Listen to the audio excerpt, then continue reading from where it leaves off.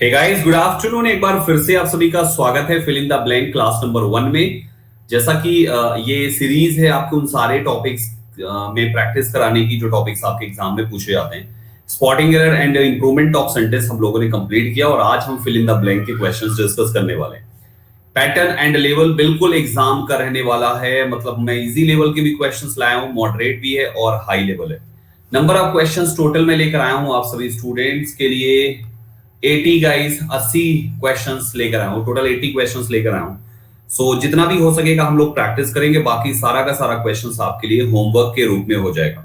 Right everyone? तो बहुत मजा आने वाला है आपको। बहुत सारे सवाल होते हैं, 80 क्वेश्चंस बहुत होते हैं। लगभग 25 से 30 ही प्रैक्टिस हो पाएंगे, लगभग 50 से 60 आपके लिए होमवर्क होंगे। पूरा का पूरा सेशन कॉल के थ्रू होगा दोस्तों, तो आपको पूरे इंडिया लेवल पे जितने भी बच्चे पार्टिसिपेट कर रहे हैं इस क्लास में, आप उनके बीच में अपनी रैंक देख पाएंगे। आपको पता चल पाएगा कि आखिर आप कहां पे स्टैंड करते हैं। आइए शुरू करते हैं।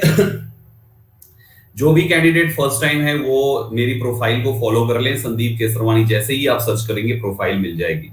दूसरों के साथ शेयर जरूर करें प्रोफाइल को और साथ में इनवाइट कोड, ताकि हर कोई free classes and paid classes से जुड़ सके।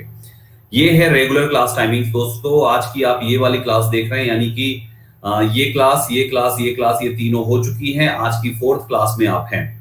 5वीं क्लास 2 बजे यूट्यूब पर है। एडिटोरियल शो हर रोज होता है सुबह के 7:15 पे। 7:15 पे डेली एडिटोरियल शो होता है सुबह के, आपको देखना चाहिए वाईफाई स्टडी यूट्यूब चैनल पे। आइए शुरू करते हैं दोस्तों आज का एडिटोरियल शो। सॉरी, एडिटोरियल कह रहा हूं, आज का fill in the blank show. Guys, fill in the blank generally आपके एग्जाम में, अगर मैं एसएससी की बात करूं तो हमेशा आज तक का रिकॉर्ड है सिंगल फिलर ही पूछा गया है। अभी तक का हमेशा रिकॉर्ड है, सिंगल फिलर ही आपके एग्जाम में पूछा जाता है। सिंगल फिलर 2 प्रकार के होंगे, वर्ड वाइज फिलर्स होंगे और फ्रेज वाइज फिलर्स होंगे। तो मैंने दोनों चीज को लिया हुआ है, ठीक है ना। Word and phrase fillers, word filler and phrase filler मैंने दोनों ऐड किया हुआ है, लेकिन मोस्टली 95% वर्ड फिलर आता है, 5% फ्रेज फिलर। तो ठीक उसी प्रकार से हमने इसका भी डिवीजन किया हुआ है। वर्ड फिलर 95% और 5% फ्रेज फिलर रखा है। ये है क्या, इसके बारे में मैं आपको बताऊंगा। और सिंगल फिलर क्या होता है इसके बारे में मैं आपको बताऊंगा। गाइस, सिंगल फिलर का मतलब है कि एक सेंटेंस गिवन होगा और उस सेंटेंस में एक ही ब्लैंक होगा, जिसके लिए 4 ऑप्शंस होंगे, 4 वर्ड देकर ABCD, जिसमें से किसी एक को चूज करना है। सिंगल ब्लैंक के लिए सिंगल वर्ड फिल करना सिंगल फिलर कहलाता है, ठीक है। बैंकिंग में एक लेवल पूछा जाता है बढ़ा के, डबल फिलर, ट्रिपल फिलर। उसमें क्या होता है कि एक सेंटेंस गिवन होगा, उसमें 2 ब्लैंक होंगे और दोनों के लिए 2-2 करके 5 ऑप्शंस दिए होते हैं, 2-2 करके। तो बताना है कौन सा पेयर ऑफ वर्ड्स इन दोनों ब्लैंक्स में यूज किया जाएगा, ये कहलाता है डबल फिलर। और बैंकिंग में लेवल को और हार्ड करने के लिए ट्रिपल फिलर भी पूछा जाता है, 3 ब्लैंक और 3-3 करके ऑप्शंस गिवन होंगे। तो ओवरऑल अगर हम देखें तो हमारे फिल इन द ब्लैंक का ये एक ऐसा पार्ट है जो आपके एग्जाम में जैसे जैसे एग्जाम वैसे इसकी डिफिकल्टी लेवल को मेंटेन कराया जाता है। एसएससी सिंगल फिलर पे है, इसलिए सिंगल फिलर पे ही हम आपको सवाल यहाँ पे प्रोवाइड करेंगे। जब आप बैंकिंग में होंगे तो वहां पर आपके साथ में double filler and triple filler दोनों टाइप के पैटर्न पे बात करूंगा, और इसमें भी बहुत प्रकार के पैटर्न्स बन जाते हैं डबल पे भी। दोस्तों, वर्ड का मतलब है कि जो ऑप्शंस गिवन होंगे वो वर्ड वर्ड ही होंगे, मतलब एक एक वर्ड होंगे, 4 ऑप्शंस आपके एसएससी में। और फ्रेज फिलर का मतलब है कि फ्रेज जैसा होगा, 4-6 वर्ड लिखे होंगे, तो मतलब 2-2, 3-3, 4-4 करके वर्ड्स लिखे होंगे, एक से ज्यादा वर्ड्स वहां पे फिल किए जाएंगे। मतलब फिर वो फ्रेज रिप्लेसमेंट जैसा हो जाता है जो आपने अभी प्रैक्टिस किया है। बस उसमें क्या है, फ्रेज रिप्लेसमेंट में अंडरलाइंड होता है, फिलर नहीं होता, और इसमें फिलर होता है, अंडरलाइंड नहीं होता। बस इतना, ये भी आप सीख जाओगे क्या है कैसा, पूरा मुद्दा सीख जाओगे, ठीक है। आइए शुरू करते हैं दोस्तों। तो सबसे पहला सवाल आपके सामने, ध्यान से सुनेंगे, ध्यान से पढ़ेंगे कि क्वेश्चन बहुत इंपॉर्टेंट है, बहुत ही स्पेशल है। कहता है the crowds of students, students का जो क्राउड्स है, dash the streets trying to catch sight of the famous writer. जाहिर सी बात है, यानी कि स्टूडेंट्स का क्राउड ने स्ट्रीट को पूरी तरीके से भर लिया फेमस राइटर को देखने के लिए, मतलब भीड़ लगा दी, वो ये कहना चाह रहा है। भीड़ है तो क्राउड है तो भीड़ लग गई, स्ट्रीट को भर लिया, कुछ ऐसा मीनिंग आ रहा है। आपके ऑप्शन है enclosed, arranged, call together and huddled. 4 option है। 15 सेकंड का समय मिलेगा दोस्तों, इससे ज्यादा समय की जरूरत नहीं होगी इसमें। 4 ऑप्शन आपके पास है, 15 सेकंड में अपना आंसर दीजिए। शुरू हो जाइए, फटाफट फटाफट। क्या बात है यार, बहुत बढ़िया, शाबाश।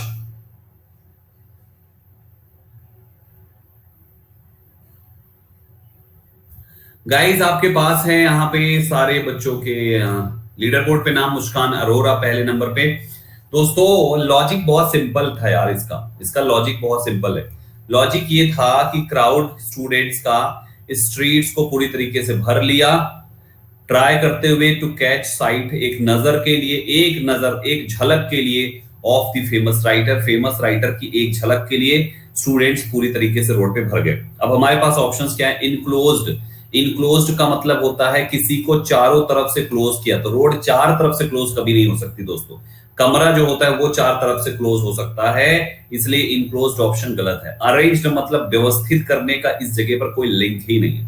कॉल टुगेदर साथ में बुलाना, the crowds of students call together the street doesn't make any sense, huddled हो जाएगा, जिसका मतलब होता है दोस्तों क्राउड होना टुगेदर में, यानी कि बहुत ही क्लोजली बंधे हुए होना, पास पास होना, और क्राउड है देखने के लिए तो थोड़ा बहुत एकदम करीब करीब तो लगे ही होंगे। तो गाइस हमारा जो आंसर होगा that will be option number D. सही जवाब हमारा कौन सा है? हमारा option number B correct answer हो जाएगा। आई बात समझ में? देखो एक बात मैं आपको बताना चाहूंगा, फिल इन द ब्लैंक जो है ना मेरे भाइयों, fill in the blank mainly based होता है आपकी वोकैबुलरी पर।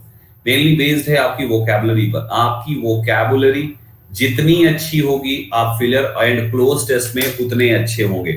दो ऐसे टॉपिक हैं आपके इंग्लिश ग्रामर के, जो इंग्लिश ग्रामर के नहीं, दो ऐसे टॉपिक है आपके एग्जाम के, ऐसे टॉपिक्स हैं जो वोकैबुलरी पर फोकस्ड होते हैं। वोकैबुलरी अगर आपकी अच्छी है, आपके लिए ऐसे सवाल चुटकियों में हो जाएंगे, मतलब कुछ भी नहीं होगा आपके लिए भाई साहब। वोकैबुलरी में दो चीजें ध्यान देने की जरूरत है कि वो शब्द हमारा मीनिंग क्या रखता है और पार्ट्स ऑफ स्पीच में कौन सा है।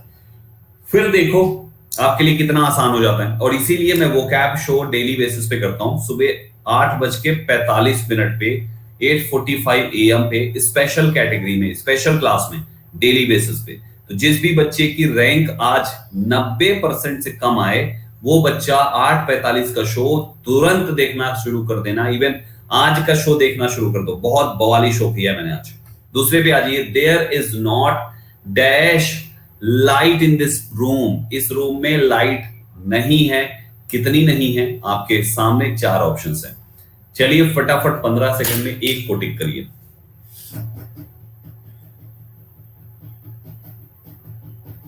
क्या बात है! देखा, ये इजी लेवल का क्वेश्चन था। हर लेवल डिस्कस करेंगे आज हम। वाओ, मुस्कान, पार्थ एंड आशुतोष बहुत अच्छा कर रहे हैं आप तीनों। गाइस देयर इज नॉट, फिर ब्लैंक करके लाइट दे दिया और चारों ऑप्शंस एडजेक्टिव के हैं। तो एक बात तो समझ में आ गया कि लाइट के लिए आपको एडजेक्टिव चाहिए। तो पहले तो पहचान कीजिए कि लाइट कौन सा नाउन है। एक अनकाउंटेबल नाउन है लाइट। अनकाउंटेबल नाउन है तो क्वांटिटेटिव एडजेक्टिव चाहिए। Not dash light in this room, मतलब रूम में ज्यादा लाइट नहीं है। तो पहला ऑप्शन है there is not more light. More शब्द का इस्तेमाल कंपैरेटिव डिग्री बनाने के लिए होता है, ऐसे नहीं होता भाई साहब, तो ये नहीं होना चाहिए। There is not so light, so इस्तेमाल हम नहीं करेंगे क्योंकि सो शब्द एडजेक्टिव के साथ इस्तेमाल करते हैं, जैसे सो इंटेलिजेंट है ना, सो स्मार्ट, सो हमारा एडवर्ब है दोस्तों। तीसरा है there is not much light, 100% correct है क्योंकि मच अनकाउंटेबल नाउन के साथ ही आता है, क्वांटिटेटिव एडजेक्टिव है। लेस लाइट भी नहीं यूज करेंगे। करेक्ट आंसर आपके सामने है, that is option number this. Yes और नो, समझ में आ रहा है? एवरीवन क्लियर हो रहा है? ग्रेट। तो हमारा आंसर मच हो जाएगा because light is an uncountable noun और for uncountable quantitative adjective is used. तो गाइस आपका आपका क्वांटिटेटिव एडजेक्टिव वहां पर मच है, लेस नहीं होना चाहिए, है ना। लेस मतलब कम लाइट नहीं है, there is not much light आप लिखेंगे क्योंकि गाइस आपके पास ऑलरेडी एक नॉट शब्द लिखा हुआ है। लेस शब्द डबल नेगेटिव बना देगा, है ना। There is not less light, इसका मतलब है there is not less light, कम लाइट नहीं है रूम में, इसका मतलब रूम में लाइट ज्यादा है, जबकि ऐसा नहीं, रूम में लाइट कम है। तो there is not much light in this room. Got this point? चलिए क्वेश्चन नंबर 3 पे आ जाइए दोस्तों। इसमें देखिए क्या कहता है। कहता है it is mainly due to Justin's lethargy that the plan fail dash. आपके पास चार options, through, during, in and within. तो 15 सेकंड आंसर टिक कीजिए फटाफट। हरी अप गाइस।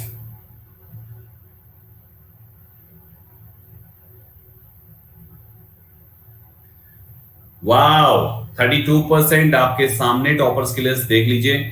गाइस इस स्टेटमेंट में है it is mainly due to Justin lethargy. ये जस्टिन के ढीलेपन का नतीजा है। ढीलेपन ढीलेपन यहाँ पे लेथार्जी मतलब होता है थोड़ा सा डल होना, थोड़ा सा आलसी होना। तो ये जस्टिन के आलसीपन का नतीजा है कि जो प्लान है वो कामयाब नहीं हुआ, क्योंकि यहां पे इसको लेथार्जी कह दिया तो जाहिर सी बात है प्लान फेल होना ही चाहिए। तो प्लान के फेल होने के लिए फेल के साथ क्या आएगा? पहला ऑप्शन है फेल थोरो, दूसरा ऑप्शन है फेल ड्यूरिंग। नहीं होता, फेल ड्यूरिंग कोई शब्द ही नहीं। फेल इन आगे कुछ मेंशन करना पड़ेगा, एंड फेल विद इन शब्द नहीं होता। तो करेक्ट फ्रेजल वर्ब हमारे पास है दोस्तों फेल थ्रू। फेल थ्रू मतलब होता है do not be completed, not happen. जो चीज हुआ ही नहीं, जो चीज पूरा ही नहीं हुआ, जो चीज कंप्लीट ही नहीं हुआ, हम उसको यूज करते हैं फेल थ्रू का। आंसर आपके सामने, आंसर आपके सामने है ऑप्शन नंबर 1। मार्क कर लीजिएगा दोस्तों, यस और नो। प्रिंटेबल फॉर्म में तो खुद से प्रिंट निकलवाना पड़ेगा बेटा, ये सभी खुद से प्रिंट निकलवाने पड़ेंगे। हम कहां से प्रोवाइड करेंगे भाई? ऑफलाइन क्लास थोड़ी ना है कि हम आपको फोटोकॉपी करा के आपको दे दें। प्रिंटेबल फॉर्म में मतलब A4 साइज में लगा के हम आपको दे दें, ये कह रहे हैं?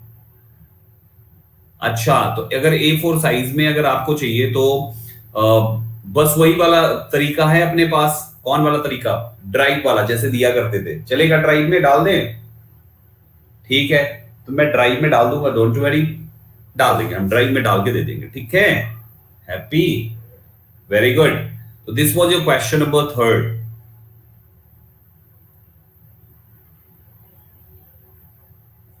हाँ, टॉपिक वाइज अलग अलग, जैसे 2 क्लास फिलर की है तो 2 क्लास में मान लो मैं आपको 150 क्वेश्चन कराया, 150 क्वेश्चन दिया, तो इन 150 पूरे क्वेश्चन को इकट्ठा करके मैं आपको A4 साइज में करके दे दूं, ऐसा ही ना?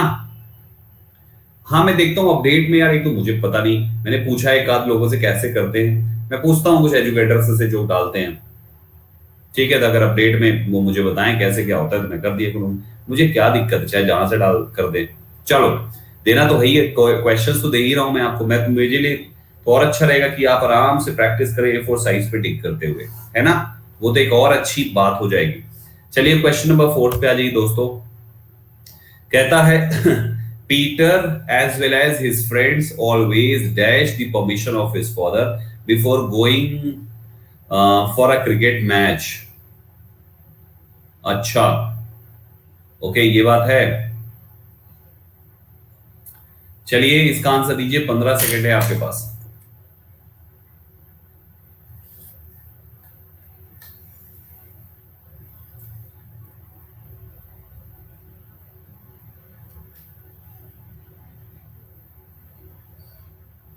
Times up. 21% केवल सही जवाब आया, लोगों ने अलग अलग आंसर्स दिए। मुझे एक बात बताओ, लिखा हुआ है पीटर, साथ ही साथ उसके दोस्त लोग, तो एज वेल एज से जुड़ा हुआ है, तो जाहिर सी बात है पहला वाला पार्ट सब्जेक्ट होगा। पीटर सिंगुलर है तो सिंगुलर ही वर्ब इस्तेमाल होनी चाहिए। हमारे पास ऑप्शन सॉर्ट से कोई शब्द नहीं होता, सॉर्ट होता है, सीक का थर्ड फॉर्म सॉर्ट होता है। सेकंड थर्ड फॉर्म में एस नहीं लगाते भाई साहब, तो ये ऑप्शन ही गलत है, ऐसा कोई वोकैब ही नहीं दुनिया में। आपके पास यहां पर अगर ऑलवेज लिखा हुआ है, permission of his father before going for a cricket match, cricket match खेलने जाने से पहले वो हमेशा चाहते हैं ये चीज, तो सॉर्ट भी नहीं होना चाहिए क्योंकि प्रेजेंट में मामला सेट हो रहा है। अब आपके पास 2 ऑप्शन है, receives and seeks. Guys receives का मतलब है लेते हैं, पीटर साथ ही साथ उसके दोस्त हमेशा पाते हैं द परमिशन। क्या परमिशन रिसीव की जाती है? आप मुझे एक बात बताओ, क्या परमिशन शब्द, परमिशन मतलब होता है, हिंदी में क्या कहते हो परमिशन को? परमिशन मतलब परमिशन है यार, ये तो सभी जानते हैं। परमिशन मतलब क्या? आज्ञा, बिल्कुल सही। तो क्या आज्ञा रिसीव होती है? भाई रिसीव करने के लिए फिजिकली चीजों को किया जाता है, तो वहां पे आज्ञा कभी रिसीव नहीं होती, वो आज्ञा हमेशा चाहते हैं, इसलिए सीक्स शब्द को चुना जाएगा, क्योंकि आज्ञा या अनुमति कभी रिसीव नहीं की जा सकती।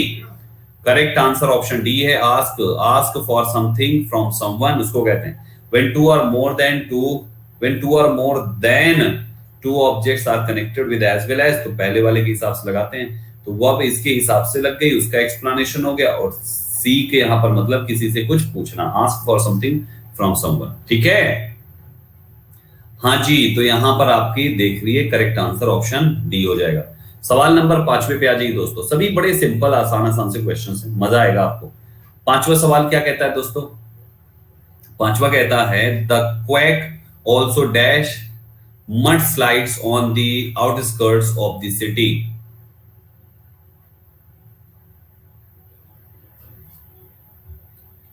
आपके पास 15 सेकेंड्स हैं।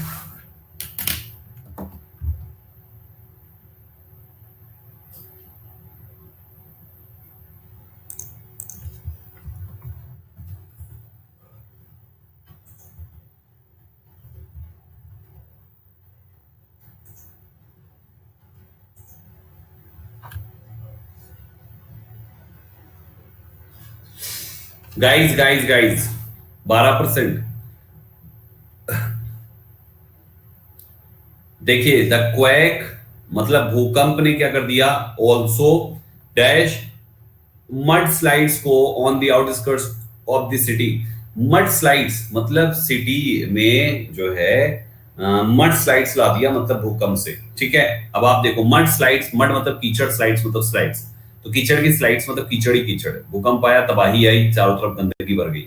अब आपके पास ऑप्शन डी होना चाहिए। ट्रिगर मतलब कॉज टू फंक्शन, ट्रिगर मतलब कॉज टू फंक्शन। अब देखो आपके पास दो ऑप्शन है। टेम्पर्ड का मतलब होता है दोस्तों हैविंग अ स्पेसिफिक टेम्पर और डिस्पोर्शन। कोई स्पेसिफिक टेम्पर नहीं यहां पे रखा जा रहा है, एक क्वेक की बात हो रही है। टेम्पर मतलब इंटरफियर करना, तो ये भी नहीं होना चाहिए कि इंटरफियर करता है, एक्चुअली वो फंक्शन करना शुरू करता है, तो कॉज टू फंक्शन है ना। इसलिए हमारा सही जवाब ट्रिगर्ड हो जाएगा। Triggered is the right answer, right everybody. Correct answer आपका यहां पर ये। कुल मिला के मामला हमने कहा ना, पूरा मामला ही वो कैप का है, पूरा मामला ही वो कैप का है। इरप्टेड मतलब होता है कोई भी चीज का रुइन होना, रुइन मतलब होता है डिस्ट्रॉय होना, विध्वंस होना, बेकार होना।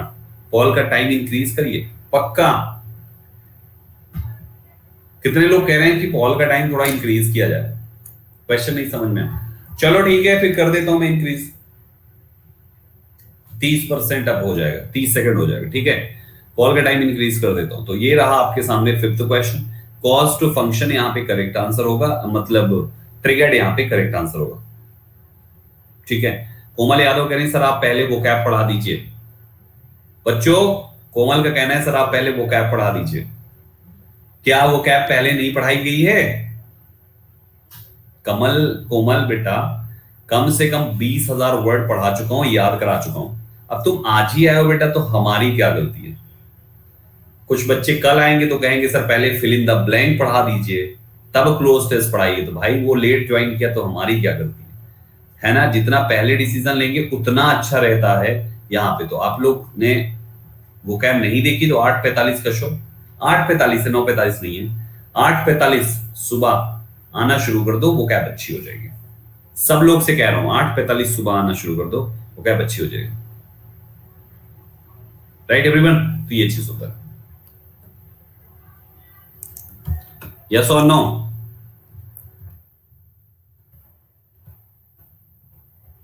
Great great great.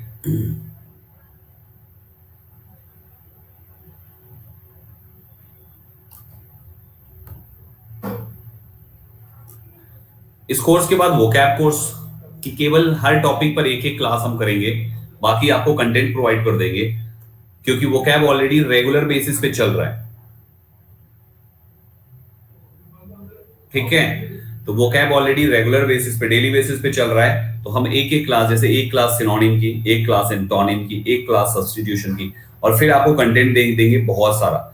रेगुलर तो पढ़ा ही रहे हैं भाई, वहां पे क्या स्पेशल कैटेगरी में खराब थोड़ी पढ़ा रहे हैं, अच्छा तो वहां भी पढ़ा रहे हैं। और सेम जैसा यहाँ पे 10,000 वोकैब याद करने के लिए आपको 6 महीना मिनिमम देना पड़ेगा, मिनिमम 6 मंथ्स, जो कि इतना टाइम वेस्ट हम आपका नहीं करवा सकते, ठीक है। इसलिए 8:45 का शो एडिटोरियल वोकैब का आपको देखना ही पड़ेगा, चॉइस नहीं है भाई साहब। वोकैब यहाँ पे शुरू करेंगे तो उतनी वोकैब पढ़ने में आप ही का नुकसान है।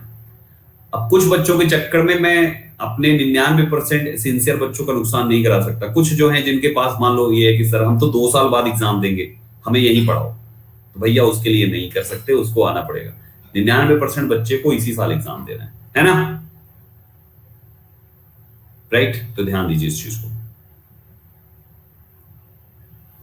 चलो आ जाओ क्वेश्चन नंबर 6 पे आ जाओ दोस्तों। छठा सवाल, इसमें देखो क्या कहता है। कहता है he is so dauntless that he challenges the person bigger than dash.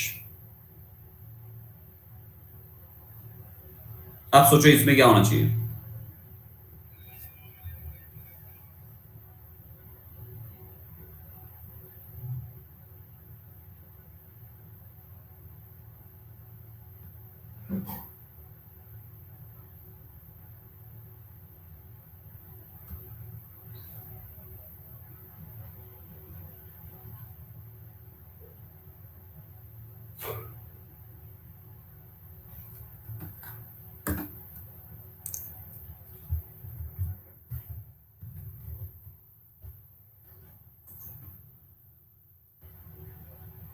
Wow, 11% all India rank आई है। देखिए दोस्तों, संडेस कहता है ही इज सो डॉन्टलेस, वो बहुत ही ज्यादा निडर है, वो बहुत ही ज्यादा निडर है, और या वो इतना निडर है कि ही चैलेंज करता है पर्सन को बिगर देन ब्लैंक कर दिया। तो हमारा कंपैरिजन कर दिया, सिंपल सी लॉजिक है। यहाँ challenges the person bigger than कर दिया, कंपैरेटिव डिग्री कर दिया। जब कभी भी चीजें कंपेयर की जाती है, केस सेम लगाते हैं। अब इधर साइड सब्जेक्टिव ही है, तो भाई साहब इधर भी सब्जेक्टिव आना चाहिए। चारों ऑप्शन में एक ही सब्जेक्ट है, बाकी तो कोई सब्जेक्ट हो ही नहीं सकता। ये तीनों कैंसिल हो गए, तो एक ही ऑप्शन बचता है subjective, that is option number C. तो सी को टिक कर लिया जाएगा दोस्तों, ऑप्शन नंबर सी को टिक कर दीजिए, सब्जेक्टिव के सी की जरूरत है वहां। ठीक है, चलिए क्वेश्चन नंबर 7 को देखिए। इसमें क्या कहता है। कहता है modern India has a secular constitution and dash itself being a secular country. भाई बहुत सिंपल है क्वेश्चन ये, 15 सेकंड बहुत है इस पे। जिस पे 30 सेकंड की जरूरत पड़ेगी उस पे 30 दूंगा, जिस पे 15 की उस पे 15 दूंगा।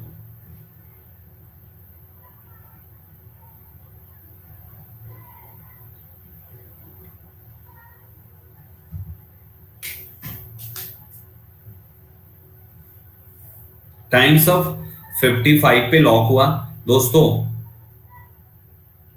वो कैब का टाइम चेंज करेंगे, हम भी सोच रहे हैं शाम को कर पढ़ाया करेंगे, है ना, 9 से 10 रात में। देखता हूं मैं क्या कर सकता हूं, अभी तो वही पढ़ो। अब वो कैब का टाइम कुछ ऐसे ही करेंगे, रात को 9 से 10।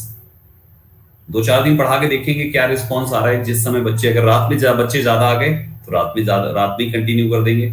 अगर बच्चे दिन से कम रहे तो फिर भैया दिन में पढ़ाएंगे।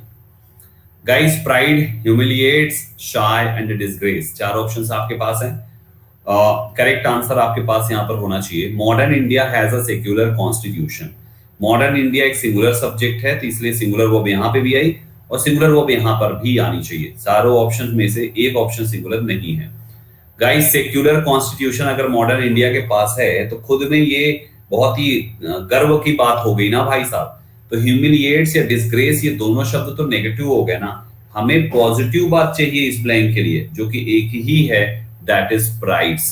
तो correct answer, we need a positive word here only, pride, इसलिए प्राइड हो जाएगा यहाँ पे correct answer.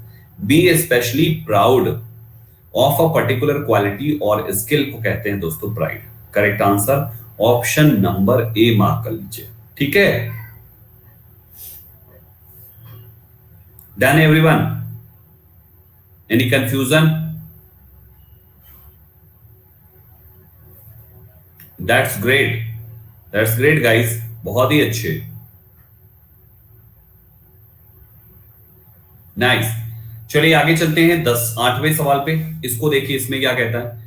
We chose Nikhil as our treasurer, हमने निखिल को अपने ट्रेजरर के रूप में चुना क्योंकि एवरीवन नोज, हर किसी को पता है, he is really a dash guy. अब आपने उसको ट्रेजरर के लिए चुना, ठीक है, तो वो किस प्रकार का लड़का है। ट्रस्टवर्दी, ट्रस्टिंग, ट्रस्टफुल या ट्रस्टफुल। दो शब्द सेम हो गया क्या?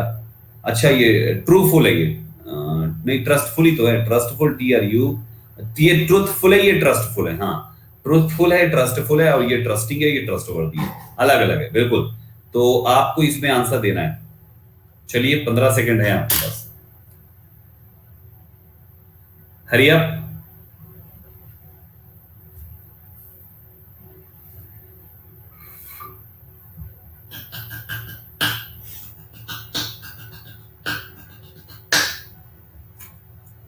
गाइस अब एक बात बताओ, निखिल को चुना गया, निखिल को वी चोज, निखिल को हमने चुना एज आर ट्रेजरर, अपने ट्रेजरर के रूप में कि भाई आज से ये हमारा खजाना ये संभालेगा, क्योंकि हर किसी को पता है कि वो एक कैसा आदमी है, वो एक भरोसेमंद आदमी है।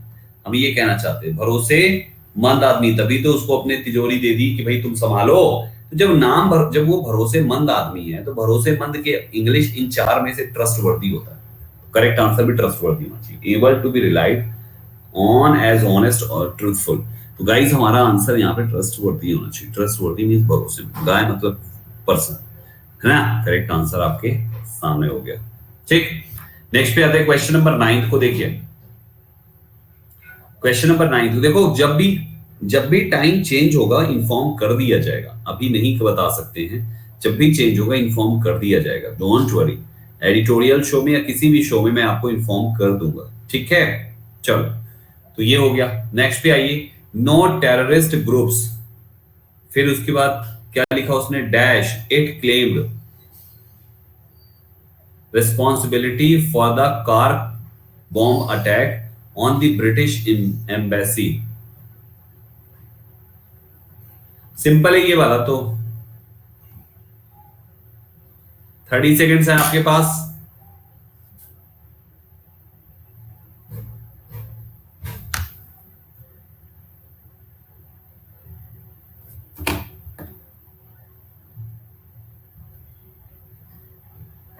इंटरव्यू आपने लिया, किसका इंटरव्यू बेटा वैष्णवी, किसका इंटरव्यू की बात कर रहे हो आप?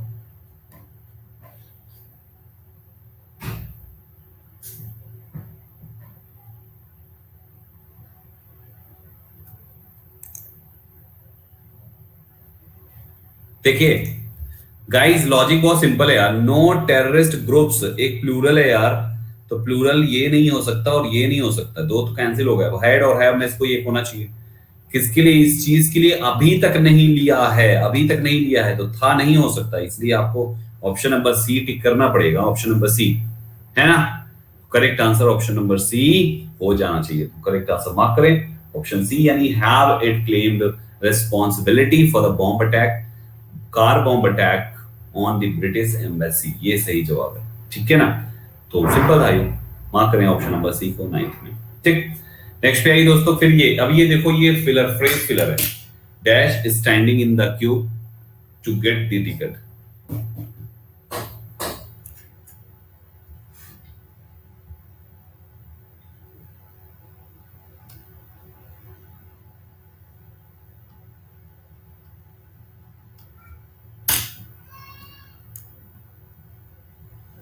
हरी अप,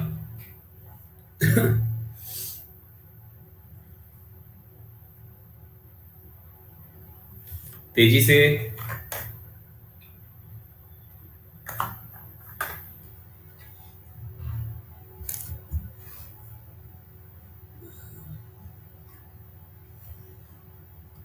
गाइस देखो, आ मेनी नहीं होता, ऐसा कोई इंग्लिश नहीं है, आ मेनी कोई इंग्लिश नहीं है, मेनी आ के साथ सिंगुलर दोनों चीज होनी चाहिए, आपने इसमें प्लूरल कर दिया, तीन ऑप्शन एलिमिनेट हो गए, एक ही ऑप्शन बचा, दैट इज ऑप्शन नंबर सी।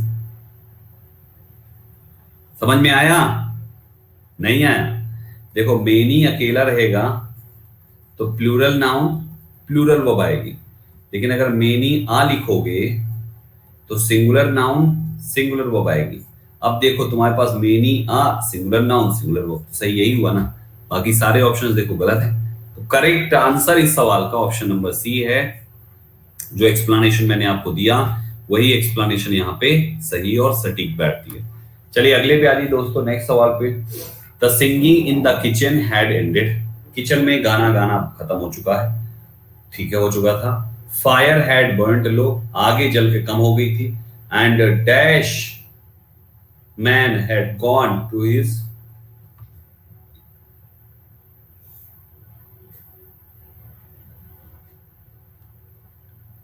चलिए इसका आंसर दीजिए।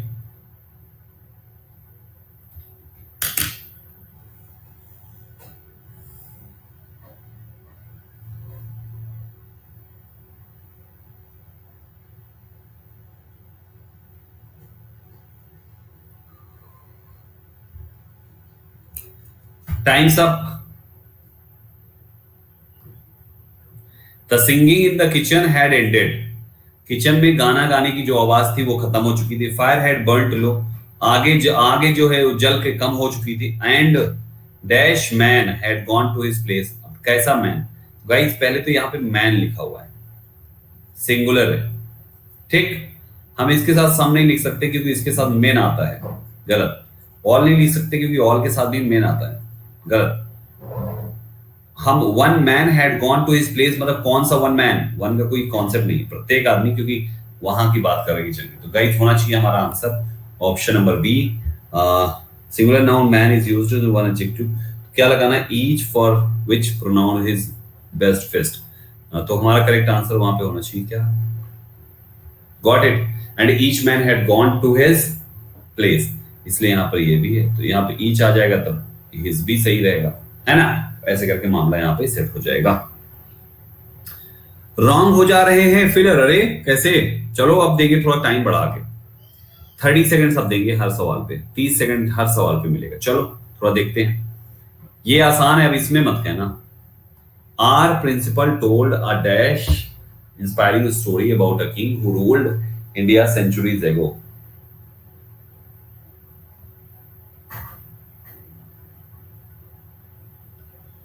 तीस सेकंड का पॉल है, हरी अप गाइस।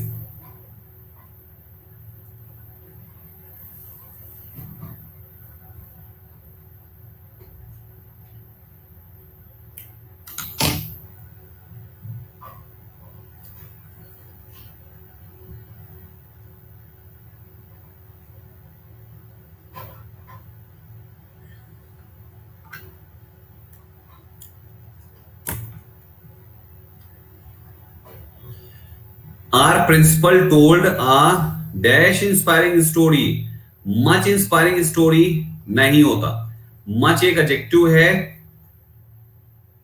जिसके बाद मेन वर्ब की थर्ड फॉर्म इस्तेमाल होती है, एडवर्ब भी होता है मच, ठीक है? तो मच इंस्पायरिंग नहीं होता, मच इंस्पायर्ड होता है, गलत। मोर इंस्पायरिंग, मोर कंपैरेटिव डिग्री में आता है भाई, मोर इंस्पायरिंग देन लिखा होना चाहिए, मोर इंस्पायरिंग देन, स्टोरी नहीं लिख सकते, ठीक है? और मोर आएगा तो ये भी होना चाहिए, मोर इंस्पायरिंग आ स्टोरी देन, ये लिखा होना चाहिए। ऐसा कोई पैटर्न ही नहीं है, तो मोर भी कैंसिल, ये दो cancel. Very inspiring story, guys हम वेरी इंस्पायरिंग स्टोरी किसके बारे में? किंग के बारे में। तो किंग के बारे में वेरी इंस्पायरिंग, वेरी शब्द यूज करने से बेटर है हम मोस्ट इंस्पायरिंग स्टोरी बोले तो ज्यादा अच्छा है। मोस्ट मतलब सबसे ज्यादा। हमारे प्रिंसिपल ने हमें सुनाई एक बहुत ही ज्यादा inspiring story about a king who ruled India centuries ago. Right everyone? तो हमारा आंसर जो होना चाहिए that must be option number very, most inspiring. हमने पॉल में क्या दिया था आपको? हमने पॉल दिया क्या था? हाँ सही है, तो सी ही तो होना चाहिए, वेरी इंस्पायरिंग स्टोरी। क्योंकि वेरी शब्द के साथ अभी हमने जैसे आपको मच के साथ वेरी एंड मच के कॉन्सेप्ट में भी हमने आपको एडवर्ब पढ़ाया था कि मच शब्द के बाद थर्ड फॉर्म आता है, वेरी के बाद आईएनजी फॉर्म आता है ना? तो ये वही तो है, तो हाँ ठीक तो है, यही तो है। कहां मैं बोलता चला जा रहा था। Right everyone? तो यहां पे करेक्ट आंसर ये हो जाएगा। अब आप पूछ सकते हो कि संदीप सर मोस्ट क्यों नहीं आएगा? एक रीजन पूछ सकते हो, व्हाई नॉट मोस्ट ऑप्शन पूछ सकते हो।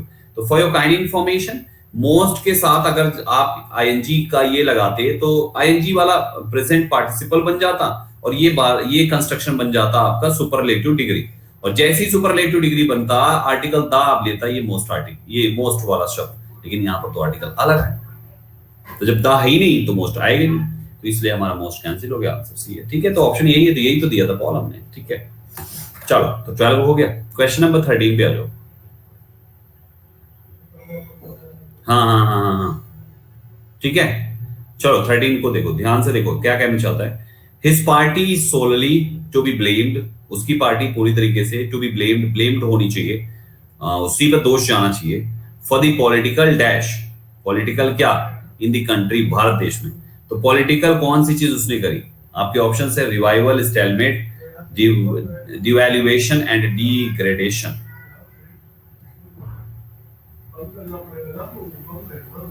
30 सेकंड से दिमाग से खेलना, सारा वोकैब गेम है और कुछ भी नहीं है इसमें।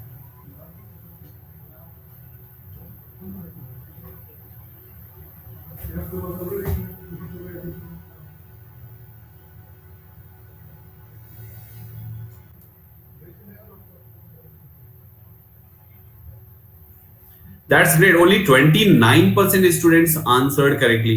Percentage is dropping यार। कम से कम 50 तो रखो, इससे कम नहीं होना चाहिए। Correct answer of this question will be option number D, that is degradation. Degradation means the condition or process of degrading or being degraded.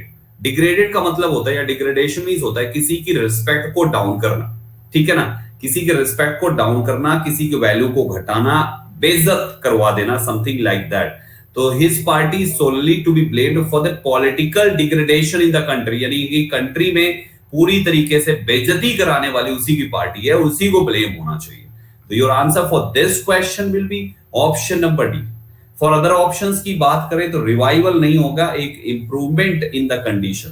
तो ये रिवाइवल नहीं है, किसी की कंडीशन को सुधारना, पुनः उसमें जान डाल देना। मरा मरा आदमी है, एकदम से उसमें जान नहीं है, आपने उसको एकदम से बढ़िया से एकदम च्यवनप्राश खिलाया और बढ़िया से दूध, बढ़िया से देसी घी और रोटी खिलाई, दूध पिलाया, बंदा रिवाइवल, तो उसमें पुनः जान डाल देना, कंडीशन सुधरवा देना, उसको हम कहते हैं। तो ये सब नहीं होना चाहिए, ना रिवाइवल होना चाहिए, ना डिवैल्यूएशन होना। वैल्यूएशन पता है क्या होता है? वैल्यूएशन मतलब होता है किसी चीज की वैल्यू को घटाना। तो देश की वैल्यू क्या हम पहले कीमत लगा रहे थे देश की? नहीं। डिवैल्यूएशन का मतलब जैसे फॉर एग्जांपल जैसे मान लो एसी है, ठीक है, एसी है। अब आपने ये एसी जो है आपने खरीदा, फॉर एग्जांपल 40,000 रुपए के एसी लेकर आए आप, ठीक है। तो 40,000 रुपए की जो एसी आप लेकर आए, आपने उस एसी में लेकर आ रहे थे और बेचने के लिए ला रहे थे। सपोज आपके पास शॉप थी, 40,000 की आपने खरीदी, सोचा 45 की बेच के 5,000 प्रॉफिट कमा लेंगे, लेकिन गलती से आपके हाथ से छट गई। छटने की वजह से वो जमीन पे गिरी, उसमें स्क्रैच आ गया और गंदी हो गई और भी उसमें बहुत दिक्कत आ गई है। तो अब उसको बेचने जाओगे तो भाई साहब 20,000 की बिकेगी, जिसको आपने 45,000 सोचा था अब वो 20 की बिकेगी, यानी आपने उसको डिवैल्यूएट कर दिया। वैल्यूएशन, डिवैल्यूएशन, समझ पा रहे हो? पहले आप उसकी वैल्यूएट कर रहे थे, अब डिवैल्यूएट हो जाएगी, इसको कहते हैं। ध्यान बच्चा लोग, तो ये मामला यहां पे काम करता है। बाय द वे 13 का करेक्ट आंसर आपके सामने है, मार्क कर लीजिएगा। 14 पे आते हैं। ही आस्क्ड, ही ने पूछा, if he might record the interview in addition to dash notes. आपके पास अब ये ग्रामर का कॉन्सेप्ट है, इसमें ग्रामर का कॉन्सेप्ट है, ये वाला जो लॉजिक है ना, ये ग्रामर का कॉन्सेप्ट है। अब इसमें आपको ग्रामर लगाना है। सोचो क्या होना चाहिए, 15 सेकंड काफी है, पता होगा तभी टिक हो पाएगा, अदरवाइज नहीं हो पाएगा।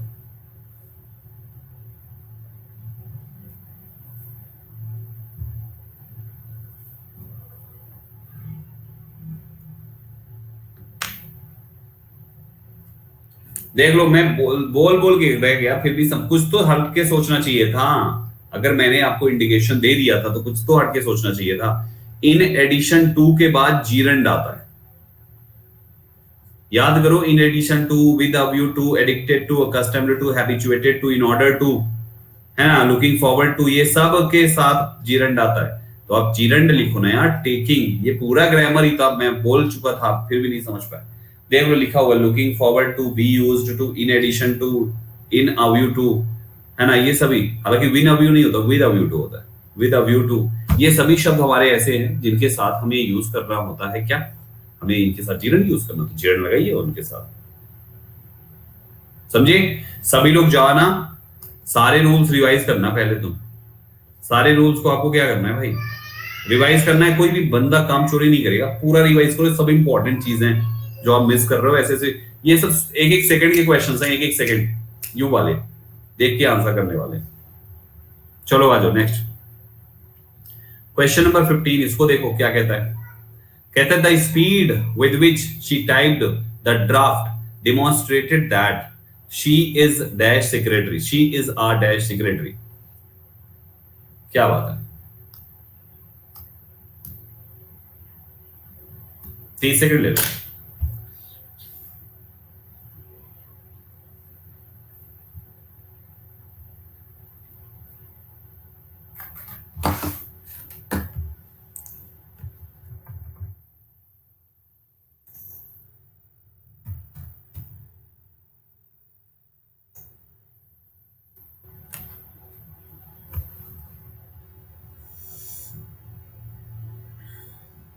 अब देखो यहां पे आपके चार ऑप्शंस हैं। पहला है ऑप्शन सैवी। सैवी का मतलब होता है किसी की सामान्य बुद्धि हो, सामान्य बुद्धि हो, सामान्य बुद्धि है उसको हम सैवी कहते हैं। ठीक। दूसरा एडॉप्टेड। एडॉप्टेड मतलब होता है कोई चीज किसी के अनुकूल बनाना, ये एडॉप्ट नहीं है, वो ADOPTED होता है ना, इसका मतलब होता है कि स्वीकार करना, एडॉप्ट करना, ठीक है ना, स्वीकार करना, ग्रहण करना। ये ADA है, इसका मतलब अनुकूल बनाना। निम्बल मीन्स होता है दोस्तों चतुर, और कॉम्पिटेंट मतलब होता है कि बहुत ही स्किल्ड हो, मतलब बहुत होशियार हो किसी चीज में। तो the speed with which she typed the draft, यानी कि ड्राफ्ट को जिस स्पीड से उसने टाइप किया, वो उससे ये पता चलता है कि शी एक बहुत ही अच्छी और स्किल्ड सेक्रेटरी है। तो गाइस आपकी एक स्किल्ड सेक्रेटरी मतलब कॉम्पिटेंट ही तो होना चाहिए। Correct answer option D. मतलब यहां पर सोचो, जबकि थोड़ा निम्बल भी मैच करता है, लेकिन निम्बल आंसर नहीं होना चाहिए क्योंकि उससे ज्यादा पावरफुल कॉम्पिटेंट है ना, जो दूसरों की तुलना में आपसे थोड़ा सा ज्यादा अच्छा हो, आपसे अच्छा हो, उसको हम कॉम्पिटेंट कहते हैं। राइट। वो कैप गेम है, चारों ऑप्शंस मैंने वो कैप पे खेल गया, मैंने सारे ऑप्शंस ही वो कैप पे बना दिए, तो गेम ही इसी चीज पर है। एग्जामिनर खेलेगा वो कैप से भाई जरूर, और आप सबको ये आना चाहिए। राइट एवरीवन, ध्यान रखिए इस चीज को। 16 नंबर क्वेश्चन, इसको देखें यहां पे क्या होना चाहिए। स्टेटमेंट कहता है कि universities in India will have an input dash the project.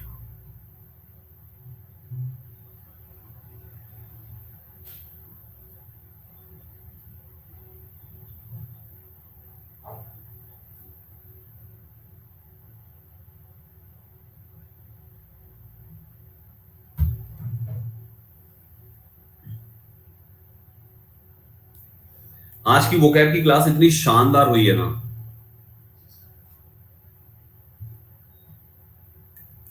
आज की वोकैब की क्लास इतनी शानदार हुई है ना, तुम सबको देखना चाहिए बच्चा लोग। देखो आज एक वर्ड पढ़ाया था मैंने, NODUS, क्या मीनिंग थी इसकी? नोडस। ये नया है, सबने पहली बार पढ़ा था। मैं चेक कर लेता हूं याद हुआ कि नहीं तुम लोग को। नोडस की मीनिंग क्या बताई थी?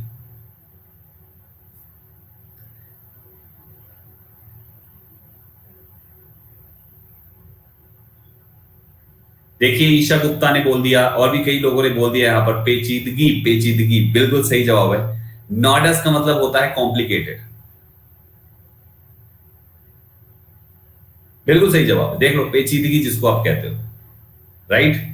तो गाइस बिल्कुल सही आंसर दिया आप सबने। देखो आज सुबह पढ़ाया था, और ये नोडस हर बच्चे ने अपनी जिंदगी में पहली बार देखा था। बहुत अच्छे अच्छे वर्ड्स ऐसे ही पढ़ाए हैं, इसलिए जरूर चले जाना, आज देख लेना आज की क्लास, सबको कह रहा हूं। Universities in India will have an input dash the project. Project के बारे में किसी यूनिवर्सिटी के पास वहां पे इनपुट होगा दोस्तों। तो करेक्ट आंसर अबाउट होना चाहिए, ऑप्शन नंबर सी यहाँ पे सही जवाब है। नोडस को याद कराया था, 9-10 लोगों ने नोडस किया। कहां पे? वो जाके क्लास देखो तब समझोगे, तब मजा आएगा ज्यादा। ठीक है। तो 16 का ऑप्शन नंबर सी मार्क करें, यही करेक्ट आंसर है। 17 पे आइए, he gave me a leg dash when I was completely new to the business. जब मैं पूरी तरीके से बिजनेस में नया था तो उन्होंने मुझे लेग डैश दिया, अप डाउन ऑफ फॉर। क्या होना चाहिए दोस्तों? 30 सेकंड लीजिए इसके लिए। अभी मैंने आपसे जब पूछा तो आपके दिमाग में तुरंत ट्रिक आ गई होगी। 9-10 लोगों ने घर के बारजे नहीं बनने दिए। क्या बने वो? कॉम्प्लिकेटेड, है ना।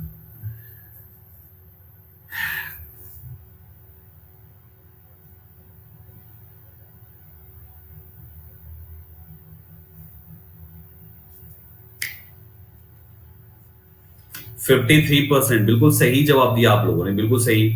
Guys he gave me a leg up होता है, लेग अप। लेग अप का मतलब होता है दोस्तों informal, if give someone a leg up you help them to make progress specially in their career, उसको हम लेग अप कहते हैं। तो लेग अप करना यार, आप कर रहे हो ना, आप लेग अप कर रहे हो, बाकी ऑप्शन तो हो नहीं सकते। देखो डाउन और ऑफ तो हो नहीं सकता क्योंकि बात पॉजिटिव है, वो उसकी बात बता रहा है। And he gave me a leg for, give me और आपने लिख दिया फॉर मुझे, तो भैया मुझे तो लेग अप ही दिया ना, फॉर तो हो नहीं सकता। तो आंसर ऑप्शन नंबर ए हो जाएगा for this question, 17 number question. ठीक है। 18 नंबर क्वेश्चन पे आ जाइए। इसको देखिए, इसमें क्या कहना चाह रहा है, इसको ध्यान से देखिए, इसमें क्या कहना चाह रहा है। 18 नंबर में साफ साफ कह रहा है कि you should have nothing to do with those criminals, you should have nothing to do with those, तुम्हें उन क्रिमिनल से कुछ नहीं करने का है। They all have violent attitudes, उन सभी का वायलेंट एटीट्यूड्स हैं and long records. They are men dash in same kidney, dash the same kidney.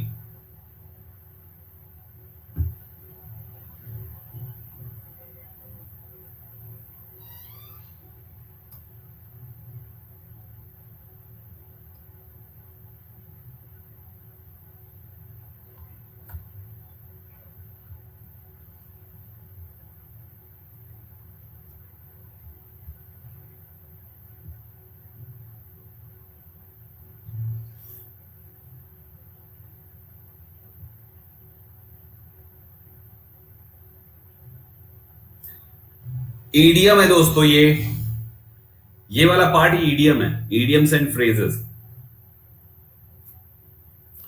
पूरा ईडियम्स का गेम था, इसमें और कुछ भी नहीं था guys. Of the same kidney, of the same kidney का मतलब होता है किसी के लाइक में होना, एक जैसे होना, आइडेंटिकल इक्विवेलेंट, सिमिलर होना ना, उसको कहते हैं। तो they are men of the same kidney, वो एक जैसे दिखने वाले मेन है। राइट एवरीवन, सेम किडनी है यार, जाहिर सी बात है सेम होंगे, एक जैसे ही दिखेंगे। तो 18 का आपका आंसर ऑप्शन सी हो जाएगा, मार्क कर लीजिएगा। ठीक, चलिए 19 पे आ जाइए। He didn't have the guts to stand dash his friend when he was in trouble. ठीक है, ठीक है, ठीक है, ठीक है, ठीक है।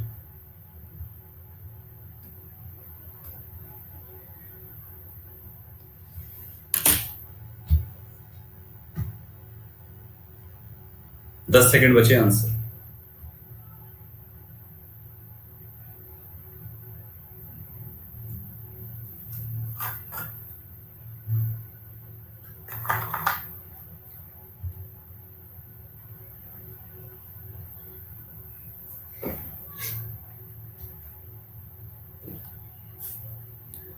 आपके सामने है टॉपर्स की लिस्ट, देख लीजिए सभी बच्चा लोग।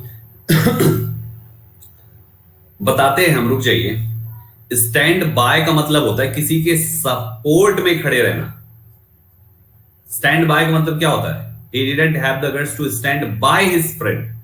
स्टैंड बाय मतलब किसी के सपोर्ट में खड़े होना, समझ रहे हो? तो यहां पर है किसी के सपोर्ट में होना। यस और नो? आपका आंसर यहां पे स्टैंड बाय यानी ऑप्शन नंबर सी हो जाएगा। Right everyone. वंशिका, ये बेटा आप #15 लिख रहे हो, कौन सी चीज चल रही है 15? ठीक है, तो करेक्ट आंसर आपके सामने ऑप्शन सी होना चाहिए, इसीलिए stand by. Got this everyone? Let's have question number 20th। देखते हुए चलो सब, एक एक पॉइंट इंपॉर्टेंट है। स्टैंड बिसाइड नहीं होता बेटा, फ्रेजल वर्ब स्टैंड के साथ बिसाइड नहीं लिखेंगे। स्टैंड बाय मतलब सपोर्ट होता है, स्टैंड बिसाइड का मतलब होता है किसी के बगल में खड़े होना। खड़े नहीं होना है, मदद के लिए खड़े होना है।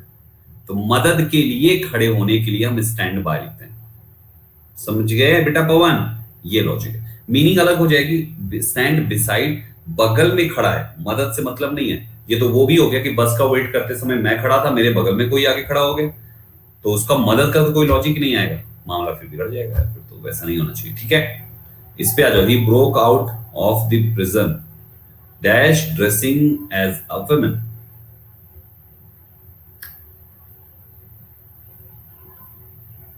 सोच के इसका आंसर देना भाई। चलो,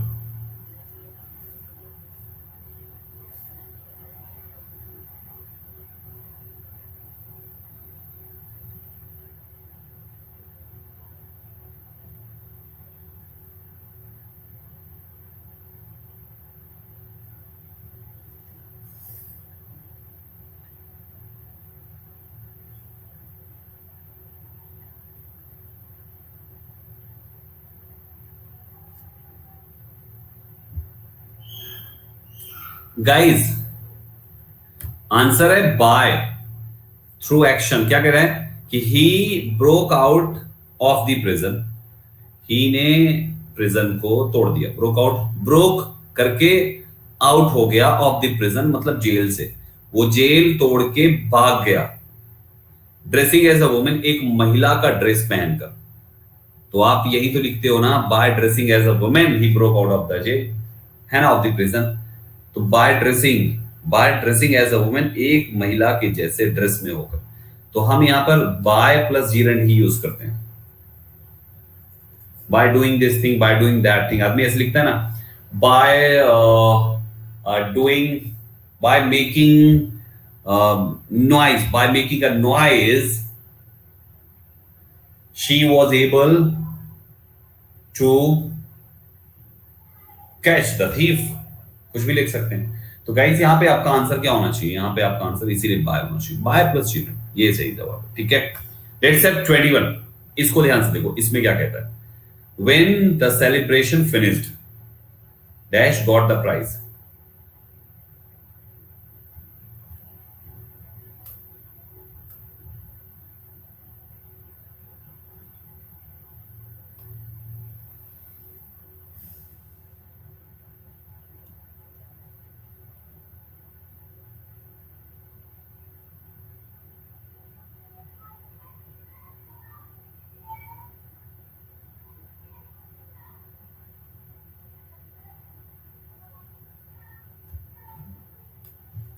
times up. Niharika Uttam all India first rank holder चल रही है अभी तक।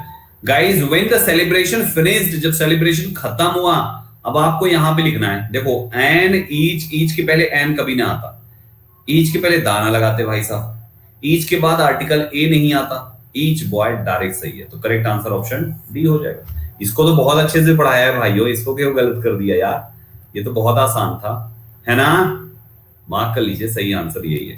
22 पे आ जाइए, फ्रेज फिलर, फ्रेज फिलर चल रहा है अभी, कभी वर्ड फिलर कभी फ्रेज फिलर, मिसलेनियस मिक्स करके लाया हूं मैं, ठीक है ना। Dash arriving at the London airport for an exhibition show. अब सोचो यहां पे क्या होना चाहिए,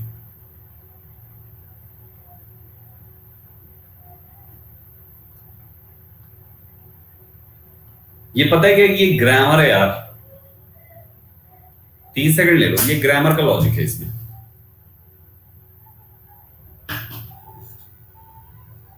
आज लाइट पता नहीं क्यों नहीं है इलाहाबाद में, इस एरिया में।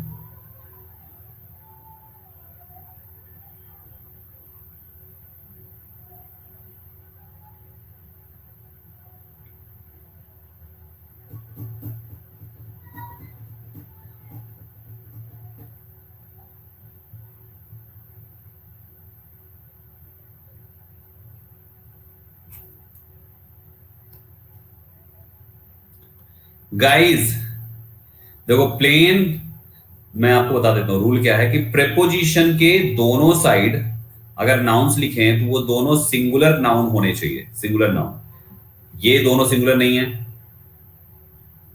और दोनों सिंगुलर नाउन सिंगुलर वर्ब लेते हैं दोस्तों, तो ये गलत हो गया, ये दोनों सिंगुलर नहीं है, correct answer option number D हो जाएगा। समझ में आया, नाउन में पढ़ाया ना, बुला दिया, डोर टू डोर, याद आया, page after page, door to door, है ना, ये वही वाला लॉजिक है। तो 20 सेकंड का ऑप्शन डी इसीलिए करेक्ट हुआ, बाकी सारे ऑप्शंस गलत हो गए हमारे। ठीक है, 23 पे आइए, Sachin Tendulkar is the best batsman.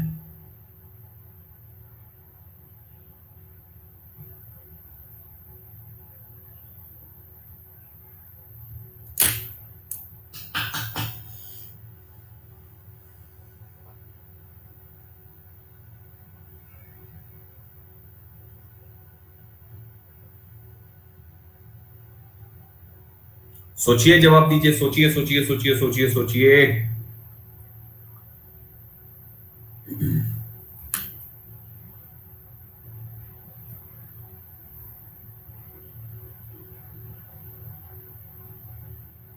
Times up दोस्तों। सुपरलेटिव डिग्री, कौन सा रिलेटिव प्रोनाउन लगाओगे सुपरलेटिव के साथ, क्योंकि सारे तो रिलेटिव ही प्रोनाउन है। Superlative degree relative pronoun that का इस्तेमाल होता है, तो गाइस आपके सामने है ऑप्शन नंबर सी, दैट का इस्तेमाल कीजिए सुपरलेटिव डिग्री के बाद। 24 पे आइए, India dash any test match since Sachin took retirement from test cricket. अब इसमें को सोचिए क्या होना चाहिए,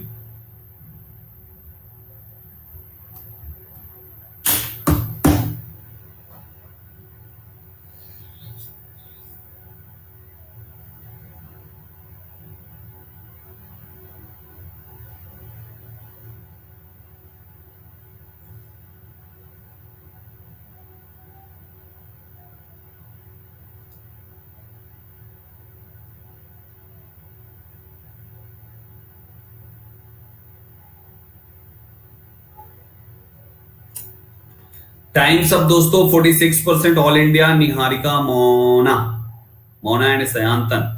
गाइज इंडिया, फिर ब्लैंक लिखा हुआ है, एनी टेस्ट मैच कब से, सिंस लगा के आपने वो समय बता दिया जो यहां पे दिया हुआ है, तो तब से अब तक, पास्ट के किसी समय से अब तक, ठीक है, पास्ट के किसी समय से अब तक, यानी अब बनाना पड़ेगा आपको, क्योंकि अब तक आ गया है तो आपको बनाना पड़ेगा प्रेजेंट परफेक्ट। प्रेजेंट परफेक्ट में इंडिया के साथ हैज आएगा, ये कैंसिल, ये कैंसिल, ये कैंसिल। करेक्ट आंसर कौन सा है? ऑप्शन। लॉजिक बहुत सिंपल है, लॉजिक बहुत सिंपल है, बस ध्यान से करते चलिए। 25 पे आ जाइए। अब देखो 25 क्या कहना चाहता है। The examination has started on time, exam शुरू हो गया समय पर, but I have no pen dash. पूरा गेम आपके ग्रामर का है इसका।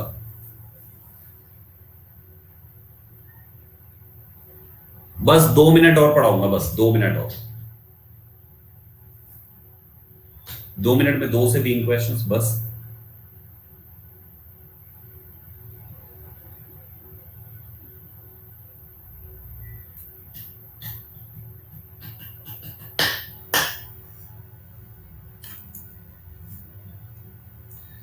गाइस लॉजिक यार देखो क्या कहता है कि एग्जाम शुरू हो गया, शुरू पर, किंतु आई हैव नो पेन, लिखने के लिए, लिखने के लिए की इंग्लिश होती टू राइट विद। आपको विद लिखना पड़ेगा भाई राइट के साथ, क्योंकि पेन एक इंस्ट्रूमेंट है और इंस्ट्रूमेंट के लिए जो प्रीपोजिशन इस्तेमाल होता है वो उसके साथ लगा हुआ होना चाहिए, इसलिए टू राइट विद यहां पर कहना ज्यादा सही हो। क्यों गलत कर रहे हो?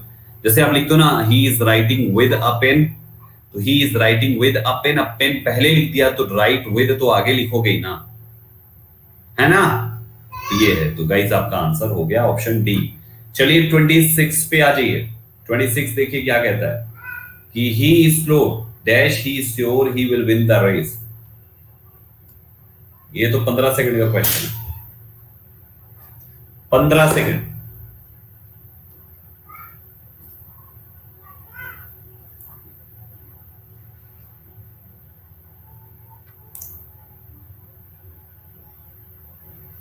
टाइम्स अप दोस्तों, time's up, time's up, time's up. Option number आपके सामने है, टॉपर्स की लिस्ट देखिए। Guys he is slow, he को आपने एक नकारात्मक भाव दिया, ब्लैंक देकर he is sure he will win the race, इस बात को आपने सकारात्मक भाव दिया। उल्टा हुआ कॉन्ट्रास्ट आएगा। कॉन्ट्रास्ट के केस में हमारे 4 कंजंक्शंस में 3 नहीं है भाई साहब, एक ही ऑप्शन बचता है, दैट इज बट, इसलिए यहां पे आना चाहिए बट। ठीक है, मार्क कर लीजिए ऑप्शन नंबर ए। लास्ट सवाल है आज का, ये अंतिम सवाल है, बस इसको कर लीजिए, हो गया। डिसाइड्स कहां से आएगा? वो ये है, लेकिन वो कॉन्फिडेंट है कि वो कर लेगा। 27 ये अंतिम सवाल है, इसको ध्यान से करिए, आंसर दीजिए और बस सेशन खत्म। कहता है the young man challenged his rival, young man ने अपने प्रतिद्वंदी को चैलेंज किया, किस लिए? 4 ऑप्शंस।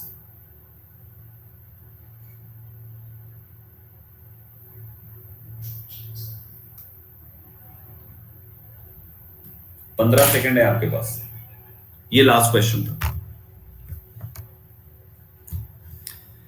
गाइस आपको